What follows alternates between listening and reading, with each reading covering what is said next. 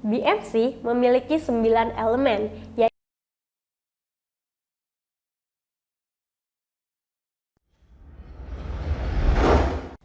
Hai, kamu lagi nonton Solusi Edukasi. Aku Salma. Di video kali ini aku bakal bahas tentang apa sih BMC itu. Tapi sebelum mulai videonya, aku mau kamu like, comment, dan subscribe. Dan jangan lupa share ke teman-teman kamu ya. Jadi, BMC adalah Business Model Canvas atau alat manajemen strategis untuk mendefinisikan serta mengkomunikasikan ide atau konsep bisnis dengan cepat dan mudah. BMC berbentuk dokumen satu halaman yang bekerja melalui elemen fundamental bisnis atau produk, serta menyusun ide dengan cara yang koheren. BMC sisi kanan berfokus pada pelanggan eksternal, sedangkan kanvas kiri berfokus pada bisnis internal. Baik faktor eksternal dan internal bertemu di sekitar value proposition yang merupakan pertukaran nilai antara bisnis Anda dan pelanggan atau klien Anda. Mengapa bisnis Anda memerlukan BMC? Yang pertama, untuk menggambarkan dengan cepat tentang apa yang dibutuhkan oleh suatu ide. Yang kedua, memungkinkan Anda memahami proses yang diperlukan untuk membuat keterhubungan antara ide Anda sehingga membuat menjadi suatu bisnis. Yang ketiga, memperlihatkan seperti apa pengaruh keputusan pelanggan terhadap sistem bisnis. Yang keempat, memungkinkan setiap orang untuk mendapatkan ide yang jelas tentang gambaran bisnis. BMC memiliki 9 elemen, yaitu Customer Segment. Pemateri juga memaparkan maksud dari ke-9 elemen BMC tersebut.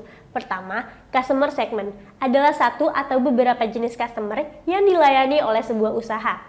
Elemen ini membahas mengenai target konsumen, yaitu siapa yang membeli produk, bukan siapa yang mengkonsumsi produk.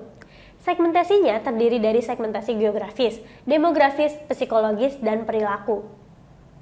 Kedua, value proposition, yaitu pecahkan masalah dan penuhi kebutuhan customer dengan sebuah nilai penawaran. Pada elemen ini juga membahas mengenai produk atau jasa yang laku di pasaran selalu memiliki nilai manfaat yang unik dan unggul dibandingkan produk sejenis. Ketiga, channel, yaitu value proposition yang disampaikan ke customer melalui komunikasi, distribusi, atau saluran penjualan. Elemen ini memiliki jenis-jenis saluran yaitu sales force, web sales, on store, partner store, dan wholesaler. Channel juga memiliki beberapa fase yaitu kesadaran, evaluasi, pembelian, penyampaian, dan penjual. Keempat, customer relation. Customer relation adalah hubungan dengan customer yang dibangun dan dipertahankan bersama masing-masing customer segment. Pada elemen ini, pelanggan dapat didorong oleh motivasi seperti akuisisi pelanggan, preferensi pelanggan, dan peningkatan penjualan.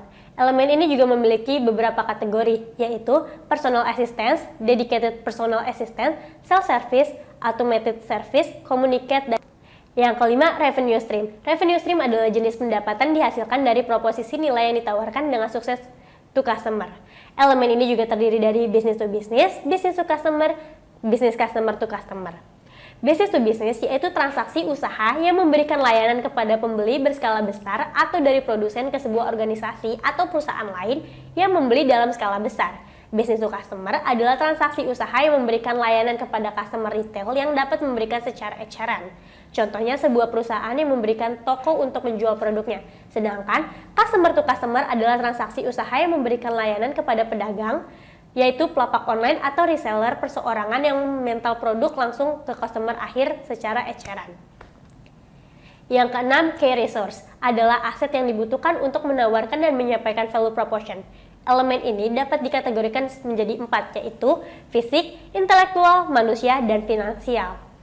Yang ketujuh, key activities adalah aktivitas yang dilakukan untuk mempertahankan dan menyampaikan value proposition. Elemen ini juga dikategorikan menjadi 3, yaitu produksi, pemecahan masalah, dan platform atau jaringan. Yang kedelapan, key partners. Key partners yaitu sumber daya yang diperoleh dari luar organisasi atau usaha. Pemateri juga menyampaikan bahwa elemen ini memiliki 4 jenis kemitraan yang berbeda, yaitu aliansi strategis antara non-pesaing, kemitraan strategis antar pesaing, usaha patungan untuk mengembangkan bisnis baru, dan hubungan antara pembeli dengan pemasok untuk menjamin pasokan yang dapat diandalkan. Kemudian, pemateri juga memberikan 3 motivasi dalam pengembangan kemitraan, yaitu optimisasi dan skala ekonomi, pengurangan resiko ketidakpastian, dan akuisisi sumber daya dan aktivitas tertentu. Yang terakhir adalah cost structure, yaitu jenis biaya yang terjadi untuk jalannya usaha. Pemateri menyampaikan bahwa akan sangat berguna bila struktur biaya model bisnis dibedakan menjadi dua kelas, yaitu terpacu biaya dan terpacu nilai. Terpacu biaya adalah biaya terfokus pada penilaian biaya, sedangkan terpacu nilai adalah berfokus pada penciptaan nilai. Elemen ini memiliki karakteristik yaitu biaya tetap, biaya variabel, ekonomi, dan lingkup ekonomi. Nah, segitu aja video kali ini. Gimana teman-teman? Pasti udah tertarik banget kan tentang BMC itu. Tapi kalau misalnya teman-teman dari Sobat Edu masih bingung, bisa banget komen di bawah karena tim dari Solusi Edukasi bakal dengan senang hati membantu kalian. Aku Salma, sampai jumpa di video kapan-kapan.